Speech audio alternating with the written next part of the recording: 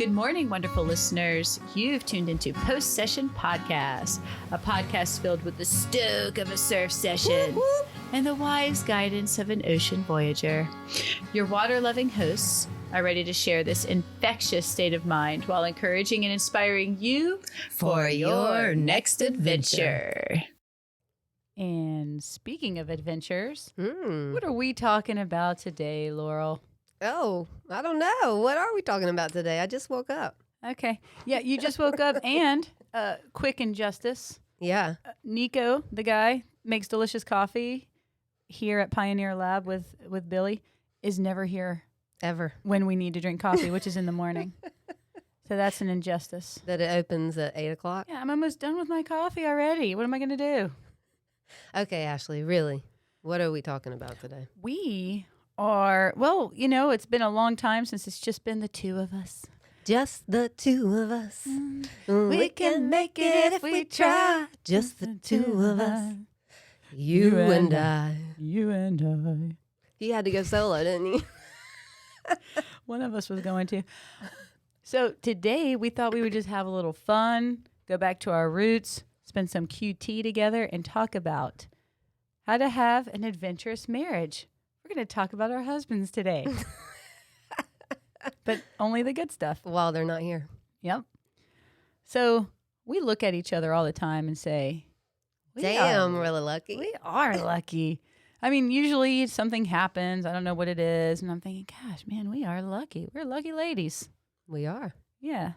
So we want to edify our husbands today. And we want to talk about how to have a good, solid, adventurous marriage through lots of stuff. The ups and downs. Ups and downs. Not that we have any of those. None. But for those of you out It's there all that downs. do have... For those of you out there that are on the roller coaster of life in your marriage, we're speaking to you. Yeah. So, of course, as usual, we're going to do some post-session notes, run into an injustice of the week, dive a little deeper, drift into the God waters, and maybe there'll be some marriage homework. Maybe. I can think I can think of the obvious homework. What? Well, let's just post-session notes, Laurel. What do you have for us here? Well, the water's warm. Hallelujah. And there's been lots of surf. It's been a steady stream of surf. Wait, what does warm mean to you? 70 degrees. We broke 70. All so right. you could go bareback, but I've been in my spring suit. And you know why? Yeah. It's more comfortable? No, because I look thinner. Oh, yeah. It sucks you in, right? It's like Spanx on the beach. With shorts and a short sleeve shirt, kind of. Yeah. Yeah, it's perfect. Really, I love the wetsuit for that reason. Okay, how about you? You just did a class or something, right? Yeah, for us, the water is still really cold.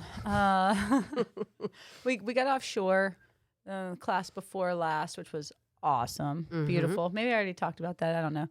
The last class we did this past weekend, we went to the Quarry Mystery Lake Scuba Park. Why do they call it Mystery Lake? Wait, I think you should tie this to your marriage. So, y'all were on a boat. So that could be your post-session note. You just got off the boat. What boat? Your sailboat that was parked in front of your house. You're talking about we were living on the boat? Yeah. Oh, okay. Well, for but everyone... but not on an adventure. Well, a different kind of adventure. Yeah. Let me clarify for everybody who's just as confused about Laurel's comments as I am right now. I just connected the dots because I've colored in this book before, so I know where we're going. She's talking about we're doing a house renovation right now, and we were living on the boat in front of the house, and we were not traveling on the boat. We were just living on it, and we moved out of the boat into the house, still on a mattress on the floor, but in the house. Hey, that's an adventure in itself. That is an adventure. Yeah, that was great. It was really good. I love when we travel on our boat, but for some reason, living on the boat in the front yard and swatting mosquitoes and just dealing with the... There's not as much breeze on the river, is there, as on the open water? No, there's not. But even though the river does get a breeze, if you're at a dock, you don't get that breeze in your boat because the benefit of being on the boat an anchor is that you anchor and the boat points into the wind, so you get constant wind through the hatches. And you do not get that when you're sitting on the stanky stang docky dock. So were the kids stoked to go from the boat to the house? Or? Oh yeah. And just I think it was yesterday or the day before we actually put Cape's bed in his room. He was not stoked about that though. He likes sleeping on the floor. He's like, who am I going to snuggle with now? No, because he can't. Because now it's like, oh, well, go to your room and sleep, and he's not all about that, but he is all about decorating his room. So he took all his little figurines. Our buddy Spidey gave me a bunch of Star Wars stuff yesterday, Lego stuff. So he took all his figurines and sent them out as a 3-year-old would. One after the other, till he ran out of space. Does he have a favorite figurine? It's either gonna be, to be Yoda? honest, it's probably Darth Vader. He's just such a commanding presence and has a cool costume, and he's plastic, but also has the cloth cape behind him. Yeah, so that's appealing to a young one. Or it might be the M&M's Jedi guy. Okay, M&M's. It's an M&M dressed like a Jedi, so nice. It's chocolate Jedi. This is not a post-session note. It is. It is.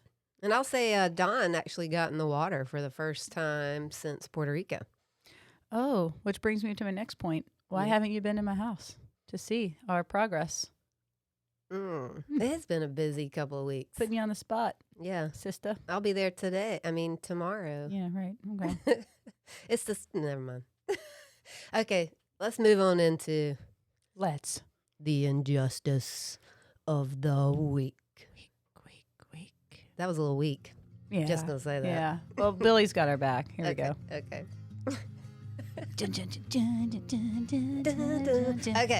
So this for an injustice, I'm going to pull a story from a friend. I won't say who. Can I? No. And we were at our little get together, and well, there's really 2 injustices there because we were at a friend's boat, but it wouldn't. Like, I was all stoked. This was the first time we were going to go out on her boat, and it didn't work. Wait, was this for small group? Yeah. Okay, because we hosted small group one time on Hope Lee, and it was actually sinking when everybody showed up. That was awkward. That's an injustice. That was awkward. Yeah, so we just sat on the boat. But then another friend was telling a story about having a dream that her husband had cheated on her. No. Have you ever had that kind of dream? Yeah. Have you had the opposite dream? Like where you were cheating on him? Yeah, recently. I got to tell you the dream I had last night. It was freaky. But I've had those dreams too, and I wake up and I like grab his hand and I'm like, I feel guilty. Yeah. Are you still there? I know. You Don't didn't leave me. Yes, been there. Yeah. Okay. So, but in this story, she has that dream. It was very realistic. She's the cheater. No, he's the cheater. Oh, he's the cheater. Right. So very realistic. She wakes up. She's angry. Like angry as all get out. I get that though. I mean, I get it. Like obviously it's not rational and you got to let that go. But I get it because I've been there. So where you look at him a little bit. You're thinking, sideways. You. Sorry, sack up. Junk. I can't. How could you do that to me? And then I've also gotten angry thinking about the dreams that he might be having that he's not telling me too. I'm like, you're cheating on me every night, aren't you? But our mind, it has a hard time distinguishing between what we're actually doing and what we're just thinking. So it does become pretty real. You can have an emotional reaction to those thoughts. Sure. Okay. But then they went out to dinner that night and she was still mad. I kind of felt like this poor guy, like he didn't even do anything. Like when she had the dream. What was he cheating on her with somebody that she... that she knew. Yeah, or thinks is threatening in some way, because that could make it persist also. I didn't ask that. I was just judging her. Yeah, for being a terrible person. Yeah. Did she address him? Was she like, I'm so mad at you right now? I mean, she told him why. And I thought it was kind of cute because, like, I was like, What? You were mad that night? Like she said, he was like, acting like nothing was wrong later that night at dinner. Because nothing was wrong? Like having a good time. And she's like, how dare you? How could Don't you be having know? fun? You were just sleeping with Cheating 12 on me. hours ago. In my mind. Yeah. Well, that's nuts. But then it was kind of sweet because, I was kind of like trying to comprehend it. And he goes, I hear that's not that uncommon for women. I just cackled. Does he mean like I hear women are crazy and this kind of thing can happen, this irrational behavior? Well, I think he was like, this was kind of scary. Like, she's mad at me all day long. And then I better, like, thank God this does happen to other men. You know what? I'm not alone. I don't bring that stuff up, though. Oh, you don't? When you just, I have the you cheating just get dream, mad at him and you don't know why? Maybe I have some bad feelings, but I don't tell him, like, you were cheating at me, or I was definitely cheating on you last night in my dream. I just let it go. That's not what you just said 2 seconds ago. You said you were pissed. Yeah. Oh, well. And he doesn't know why. So you're just like underhandedly mean to him the next day. I don't keep it going. Okay. You get that initial kind of pissed offness, then you get out of bed. You don't. Yeah. I don't know. I've had when he did, like in my dream, but I had the opposite dream last night that it was weird. I'll tell you about it. You were not cheating. On the air. Yeah. But, usually I'm like, and in the dream, like not only was he cheating, but he left me, and I was like, we broke up, and then, I wake up, he's going to the bathroom and I'm like, oh, he's still here. Isn't it almost a relief when you have one of those dreams? It's almost relieving when you have one of those dreams. It's like, oh, yeah, things could be horrible, but they're not. Yeah. Phew. Thank God. We're not in a bad place. No, it's like the dream that you have.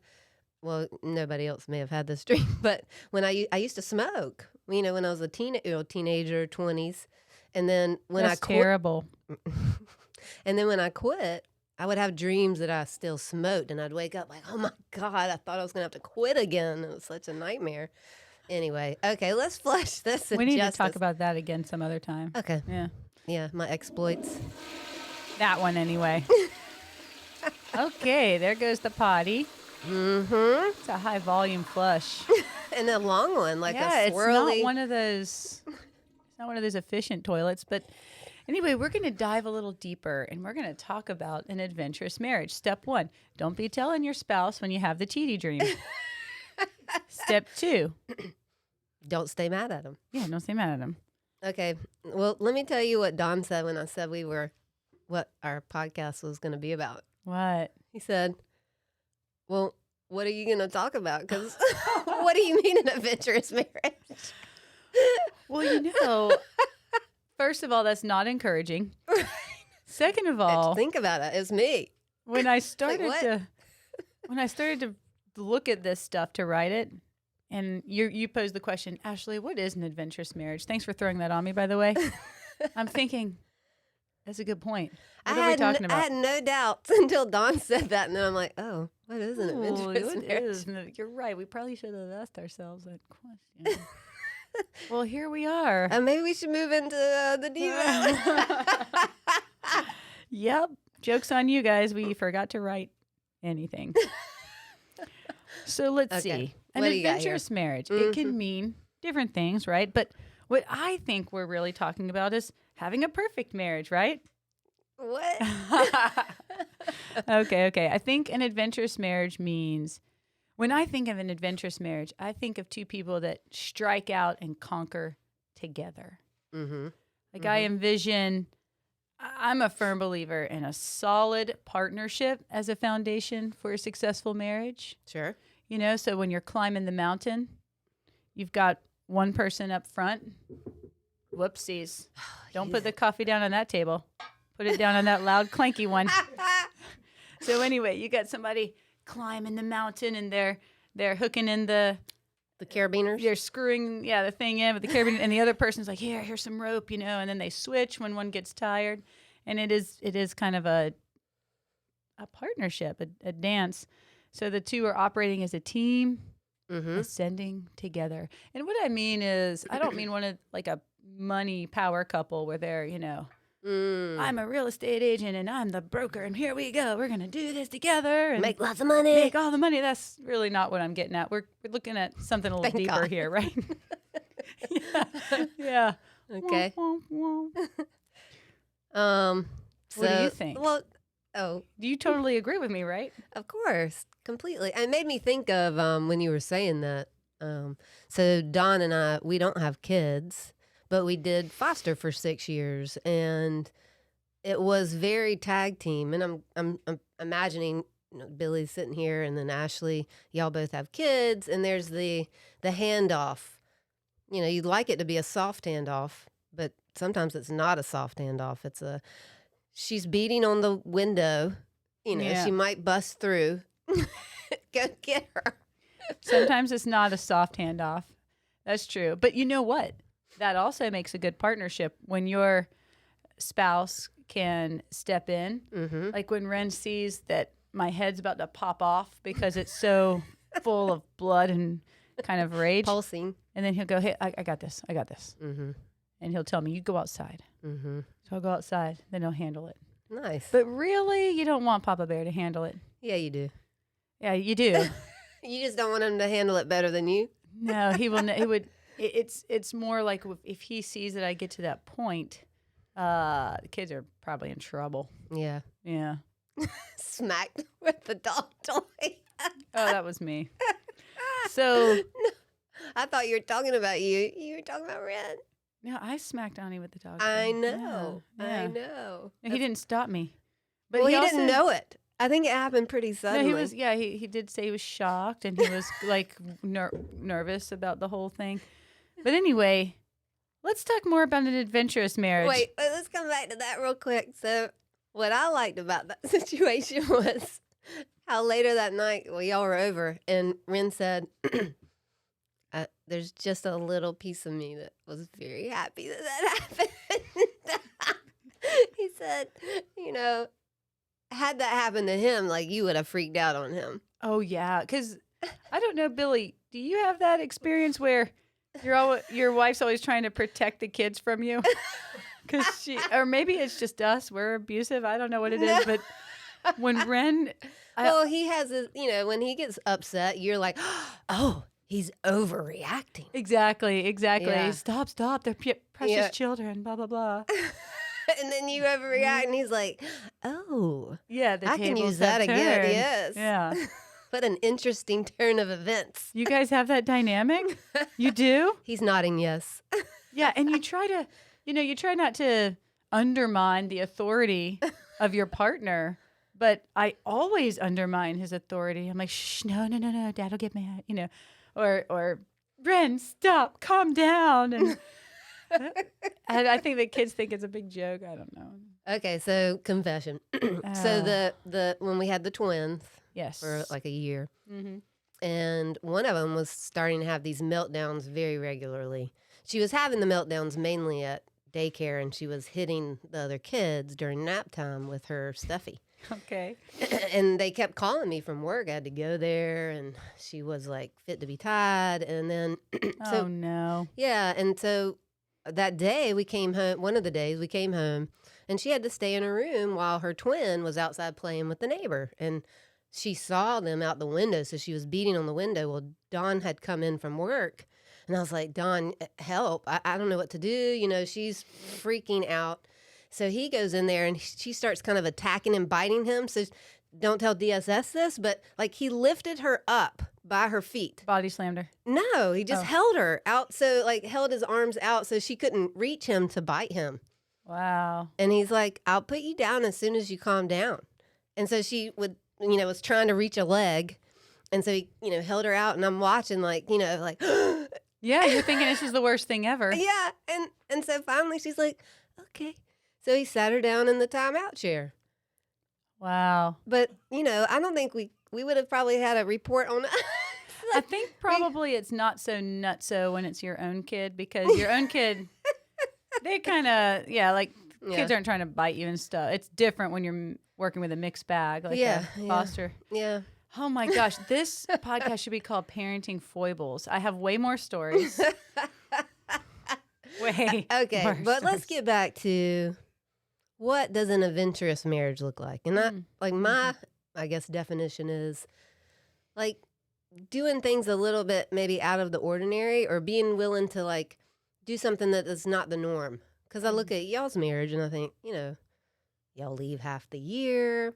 You get on a boat. You rent your house. But before you had the house, you had the condo. So you rent your own place and then leave for 3 months. And it's kind of like what the income is going to be is up in the air. I don't know. Yeah, you know what? You bring up you made me think of something that's a good point. I think an adventurous marriage and being able to strike out and do things that are kind of unusual requires extreme trust. And over the years, even when I don't want to, I have that trust for Ren. Like, okay, so we're in a boat, for instance, and maybe the engine's acting up or something, and everybody on the boat's like, oh, what do we do? And I'm thinking, just give him 5 minutes. God, it's going to be fine. He'll fix it. You probably didn't have that, though, the first time y'all ventured out. Okay, so the first time we ventured out. Not ventured out, adventured out. Adventure. Nice. The first time we had ventured out to go on a sailing adventure like that, we pushed our boat off the dock and the transmission wouldn't work. Oh, wow. So his mom and a neighbor are watching us and they're waving, thinking they won't see us for 6 months. And really we have to drop the anchor right in front of the dock and fix it. So it was not, it wasn't a kind of a textbook start to the adventure. But for me, again, I had already developed that trust through consistent behavior and all of those things that Ren has. He's pretty stable and dependable that way. And so, yeah, we can do things. And even when I'm thinking, oh my gosh, what about this? And what about that? Because I'm kind of the worrier, more of the worrier. I've been working on that for a long time. I worry a lot less than I used to. Wow. That's God working in me. Yeah. But anyway, with that worrying, or with I consider those things. Well, what about the kids? And what am I going to do? And what about money? But I trust him and his stability, and so we God do it. Yeah, well, obviously, but we're talking about. Yeah, we're talking. Come on, come on! Don't put me on the spot. Well, and then I look at maybe how you've grown in that, and then y'all bought this house that was a dump. Yeah, but you saw the potential. I mean, it's on the river for one, but you looked at this thing that was it wasn't dilapidated, but it was put together in a really bad way, and it was not cared for. It was not, the upkeep was down. I mean, you just saw this diamond in the rough. But a lot of people told you guys, like, what are you thinking? Oh, Don't do this. Don't do this. Or our buddy Jason said, why don't you just tear this down and start over? And I was thinking, because we don't have an extra $200,000 to build a house. Yeah. But thanks for the advice. And maybe that's part of what an adventurous marriage looks like, is something that despite, and maybe that's just adventure in your life, period. Despite the naysayers, because I think the people who love you the most are often the naysayers, because they're like, oh, I want the best for you, and this can't be the best for you. I don't want you to struggle. Right. But the struggle is part of the payoff. The struggle is part of the payoff. And you probably know this as well as I do at this point.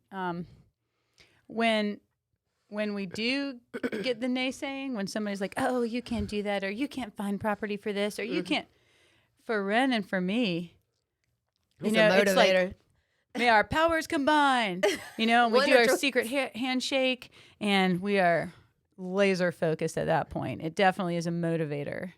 Yeah. Just not to prove people wrong, but to be like, we got this. You think we can't do it? Oh, we can do it. I mean, we might have our differences or whatever, but as a team working towards a goal, we can do that. Yeah. Yeah. Yeah. I bet Billy knows this too, because his family's getting ready to, or they're selling everything and moving to Puerto Rico and renting out their house and making it happen, and not really confident of what's next. Maybe not unconfident, but I mean, well, no, they don't care. They don't care. They say, we'll live in a ditch as long as we have a blanket. They've got a place. You know what? Have you guys ever read The 4-Hour Work Week? This guy, who wrote it again? I forget the guy. Did you read it, Billy? Whatever. I don't recommend it. Ashley's recommended it a couple of times. Here's why. Because because there's this one sentence. It's the one thing that I can really remember and take away from the book. Because the guy, nugget. It's the nugget. He wrote this book to make $1 bazillion and then wrote several books just like it. You know, well, because the first one did well. Because who doesn't want to make $1 million on a 4-hour work week? I mean, exactly. Whatever. And it's not practical for everybody. But the thing he said when it comes to taking risk that I really appreciated was think about the worst possible thing that could happen.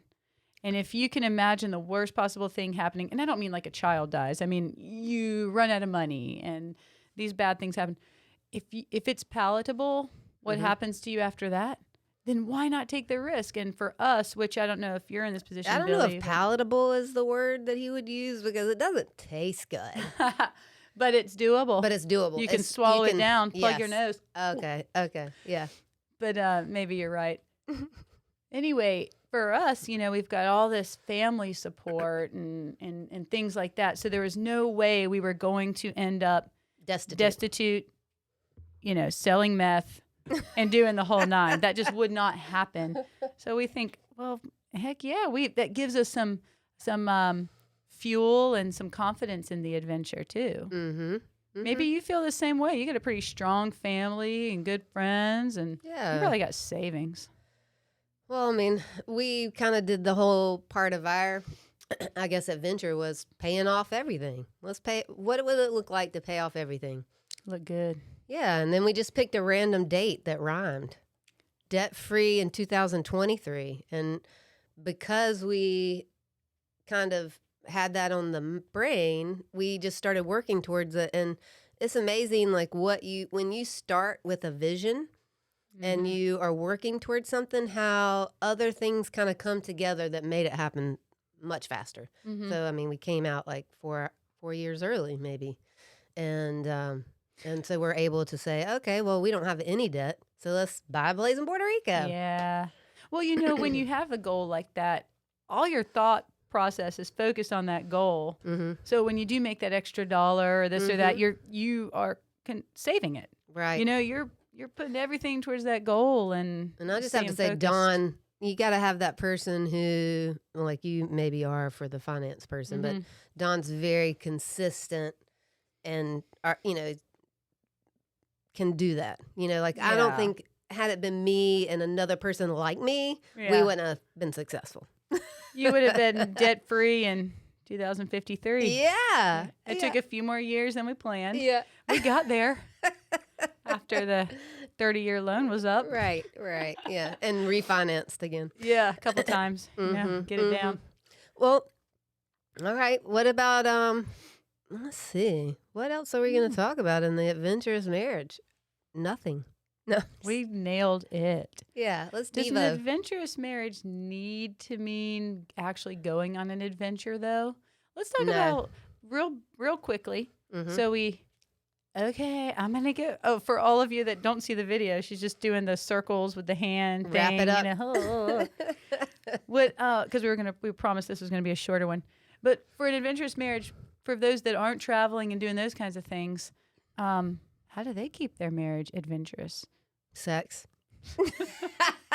Which brings us to our homework. Ooh. Do it somewhere different. No, we got to go to the Devo. Oh, yeah. Let's do the Devo. So I had thought of one thing, and then you thought of something else. What is this? Okay. I thought Ashley's doing the Devo today. You know, because you can look at in the Bible about, here's how, you know, marriage and the bride of Christ and the whole thing. There's a lot of marriage. Proverbs 31 woman. She's this woman and she does this and she's up before dawn and she's selling and buying and making a beautiful life for her family. That's right. That's like Proverbs 31. Like me. But I didn't want this to be about me. No. So yeah. I said, the rest of us. What about the relationship between man and woman through God's lens? What does God say about... I want to talk about Song of Solomon. I want to talk about a book that nobody ever reads in church. Yeah, they don't. They don't. You never hear a No. sermon It's all on the Song of Gospels. Always Solomon. the freaking Gospels stealing the show. Um, Tell us about that book and tell us why it's so interesting and why it just should. Why is it in the Bible to begin with? well, we should have pulled out a scripture from it. Well, But maybe their homework's to read the whole book. It's not that long. Okay. Well, and maybe just read a few chapters of it. But basically, it is sexual in nature. There is a pursuer and this woman, and I mean, it's very graphic language of sex. Especially for the Bible. Well, yeah, but I mean, especially for the Bible, and that's what I kind of get annoyed with this idea of a prudish God. Yeah, puritanical. Yeah, do it missionary style. Right. Like the poor missionaries, they're probably super adventurous in lovemaking, and that's right. Now they got labeled. Mm-hmm. Where's like the rights and where did missionary style come from? Right. You think it came from the missionaries? I don't think so. I don't think so either. But I mean, it might have been like that's the only way you're allowed to do it if you join our group. I don't know. We're going to have to look into that. Yeah, we'll get back we'll to you. circle back. Probably not. But anyway, this book, I remember the first time stumbling across it and thinking, what? This is out of place. But then again, I had read it right after Ecclesiastes, which also is pretty interesting. It's a different kind of book. It's not, it's philosophical in nature. Right, which it resonated with me when I was first coming into the faith. Because when you start with the first 5, it's heavy, and you need it for all the backstory, Noah and Moses, and it sets the scene for what God's going to do. But there's a lot of begatting. There's a lot of rules and all that. And then, of course, you go over to the Gospels. Don't have sex with the donkey. Don't do it. Someone's in the kitchen with donkey. That's weird. That's not in the Bible. That's weird. What is Why'd that? you just say that, What weirdo? is that? Is it from a movie? Wait, Shrek. Right? And Eddie Murphy, the donkey? Yeah, it might. Okay. That's a hilarious movie, by the way. Yeah. Oh, speaking of, not to derail the conversation, again, but Mitchell's versus the Machines. Have you seen it yet, Billy? Oh my gosh, hilarious! Okay. It's on Netflix. The Mitchell's movie? versus the Machines. Yeah, it's a kid movie, but it's for everybody. Okay. It's really good. Highly recommend it. But anyway, where were we going? Yeah, so then you got the Gospels, and that's obviously the most important meat. Yeah, meat, because that's where Jesus comes on the scene. But and the tells us sex is everything. the potatoes. Song of Who Solomon. wants meat without the potatoes? It's just so interesting to have this little book nestled in there. That has all that language, and I mean, I just feel like that God wants us to delight in our partner, and wife, spouse. Yeah, and part of that is sex, and I mean, He gave us all these parts that are sexual. I mean, He gave us the clitoris. My mom listens to this. My mom listens to your mom listens to this. Stop it. Stop it. But would God have made those parts if He didn't want us to have a good time? No, he wanted us to have a good time. Yeah. Yeah. It wasn't supposed to be like punishment. Yeah. Like childbirth. Well, that wasn't the curse. No, that part wasn't the curse. Yeah. So I think if you really want a good handle about what God thinks about an adventurous relationship with your spouse, read that book. Read Song of Solomon and see what he thinks about it. Yeah, that's what God, how He designed it. Yeah. All let right. me tell you. That's cool. Good homework. That's the good homework. So let's wrap it up. Bring us home. You can be added to our newsletter at our website. Just give us your email. We don't pawn that stuff off. Nobody's going to have it. It's just us. We're too busy for that. And that means you'll get invited and know in advance about movie night, breath hold class. Yeah. We had an awesome movie night. Yeah, if you missed movie night, I'm sorry. It was fun. It was so fun. We're going to do another one. Yeah, because it was so fun. But we have to do something else so it doesn't get stale. We have to do something else in between. Yeah, sure. What are we thinking about for our next event? Maybe a surf workout on the beach. Maybe the surf workout. Or we were talking about What? a beginning surf lesson, weren't we? Oh, yeah. Well, Joe Pickett, if you're listening, we did Answer reach that out to email. you. Yeah. Quit ghosting us, Joe. All right. Thank you guys so much for listening, and gals. We appreciate you. And Yeah. feel free to check out the Instagram account and see what's going on and pictures. There is the post-session podcast mug that could be yours. I forgot mine, but look what it looks like clinking against someone else's mug. Boom. All right, Yeah. guys. Have a good day.